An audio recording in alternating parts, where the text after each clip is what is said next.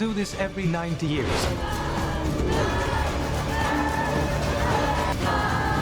I was most excited for you to come.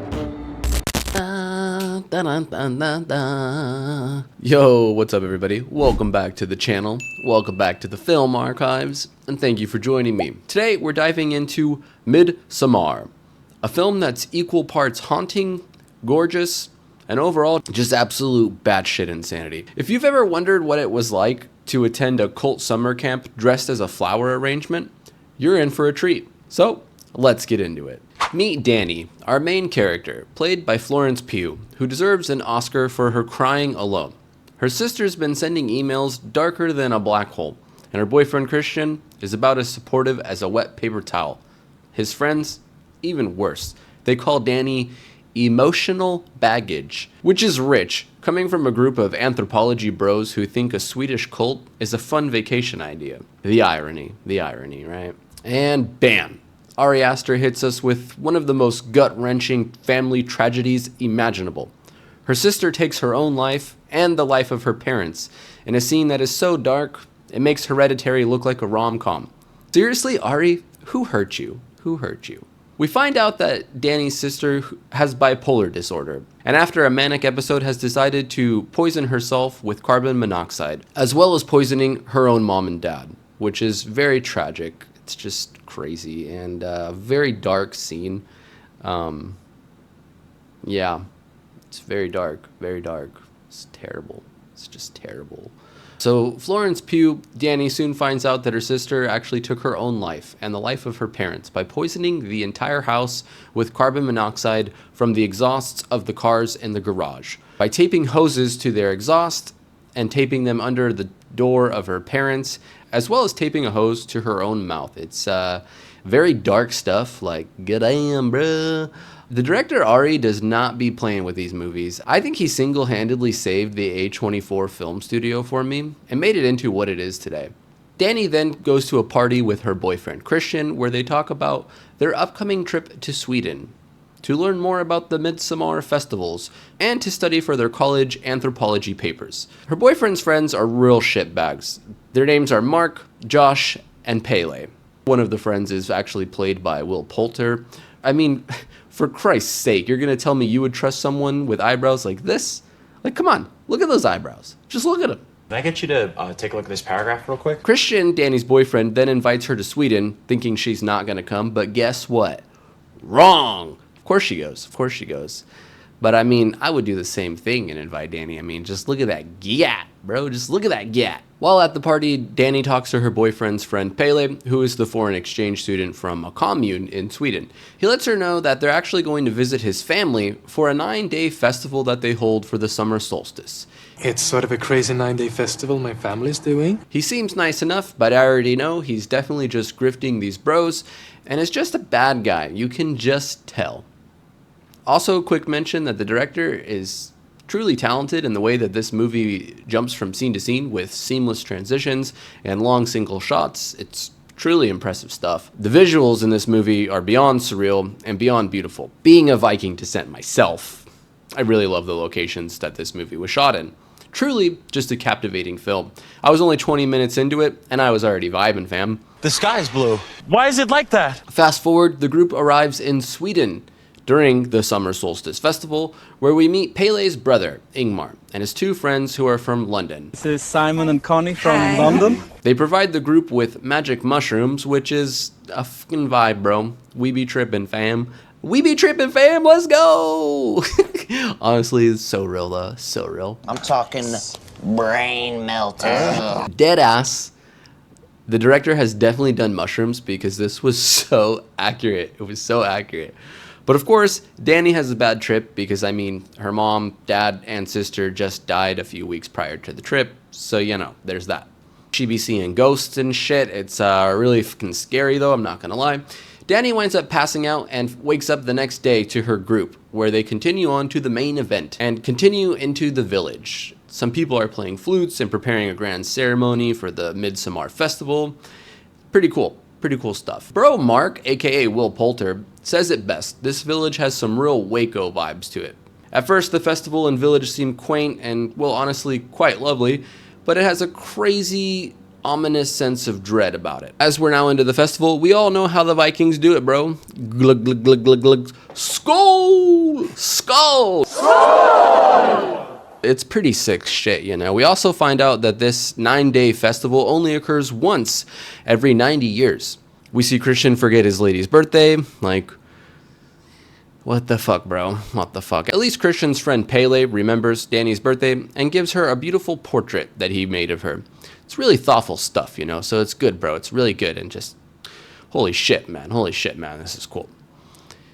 They even have a bear in a cage next to a sacred yellow temple, and holy shit, man. It's really cool. Really cool. Really fucking cool stuff. So we just gotta ignore the bear then? It's a bear. We also get this insane shot of a super long and overall bizarre tapestry that is quite creepy. But again, it showcases the director's amazing skills. Being able to get one long fluid shot with no cuts, it's just the small details in this movie that make it so impressive. And then we get to the Atesupa ceremony. Probably said that wrong, sue me. We see two of the commune elders just yeet themselves off of a cliff in what can only be described as the most horrifying retirement plan of all time ever. And one of them instantly dies and is just insanely gnarly brutal. Whoever did the visual effects on this movie, man, you deserve a fucking raise and an Oscar and a Grammy and probably Emmy. Probably all the awards you can win, even though most of those don't apply, but you still deserve them. One of the elders survives, so the cult members finish the job with a mallet the size of a small car. Fun fact, this was actually modeled after a real mallet that was seen in a natural history museum in Stockholm. At this point, I'd be running for the hills, but our group, they stay. Because anthropology, I guess. We see one of the friends goes off and steals some of the religious texts, to which he gets bonked on the head and immediately killed, and yeah, it's not good. He dies.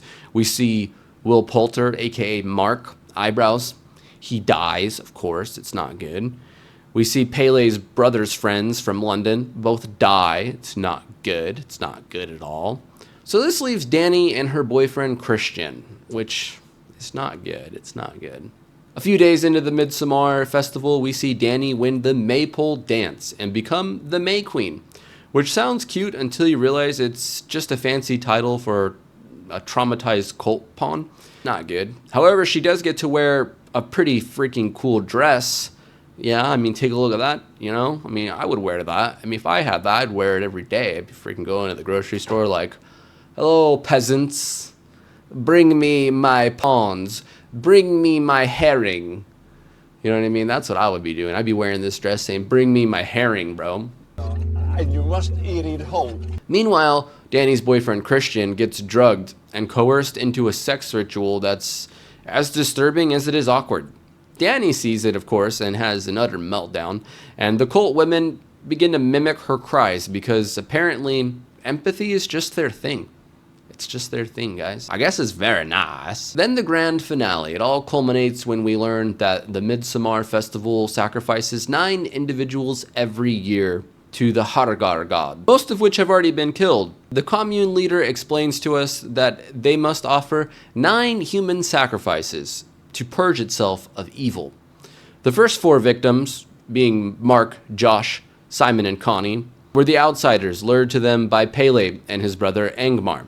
While the next 4 were the 2 elderly members who yeeted themselves off the cliff in the beginning, plus volunteers Ingmar and Ulf, which is just insane. It's absolutely bananas, but yeah. As the May Queen, Danny's responsibility is that she must choose the final sacrifice. She must choose between the now paralyzed and drugged Christian or a randomly selected commune member as the final sacrifice. Can you guess who she chooses? I think we all know. She chooses Christian, of course. We see Christian then being stuffed into a disemboweled bear's body and placed into the wooden yellow temple alongside the other sacrifices. As the commune all prays in unison, the temple is set on fire. Insanity. Insanity. As the temple and the human sacrifices burn, the commune members mimic Ulf's screams. As the flames rise, Danny smiles. And honestly, Same, girl. Same. Fade to black. The movie ends. So, what did we learn from Midsommar? Don't trust anthropology students. Avoid Swedish communes. And maybe, just maybe, break up with your emotionally unavailable boyfriend before he gets stuffed into a bear. Just a thought. Just a thought. So that's Midsommar. Is it worth watching?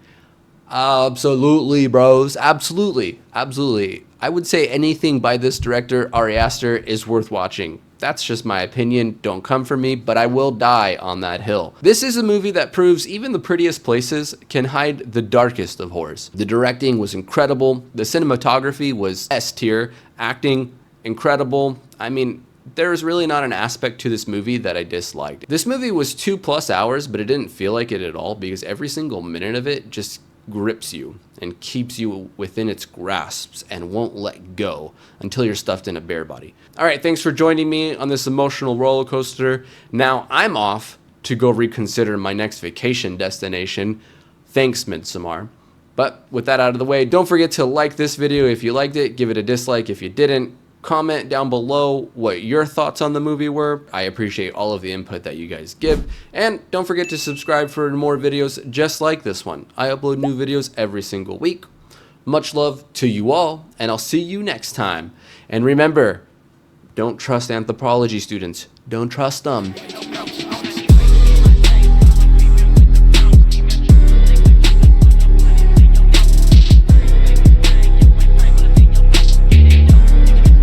Bitch better have my honey. Jesus Christ, you ooze talent.